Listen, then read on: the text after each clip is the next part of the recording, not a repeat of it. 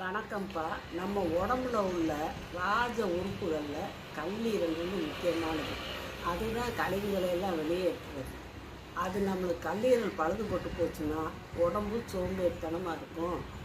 அப்புறம் இது பசி எடுக்காது, மலச்சிக்கல் ஏற்படும், சர்க்கரை நோய் வரும், இந்த கொலஸ்ட்ரால் ரத்தத்தில் வந்து கொலஸ்ட்ரால் அதிகமாக இருந்து ரத்த குழாய் அடைப்புன்றதுல அதெல்லாம் இருக்கும்.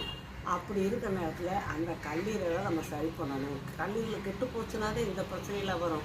அந்த கல்லீரலை சரி பண்ணுறதுக்கு ஒரு கீரை, அந்த கீரை மூக்கரட்டை கீரைங்கிறது எல்லா பக்கத்துலேயும் விளைஞ்சி கிடைக்கும். உங்களுக்கு கிடைக்காட்டி கீரைக்காரவங்களை சொன்னீங்கன்னா அவங்க வாங்கிட்டு வந்து கொடுப்பாங்க. எல்லா பக்கத்துலேயும் விளையாது.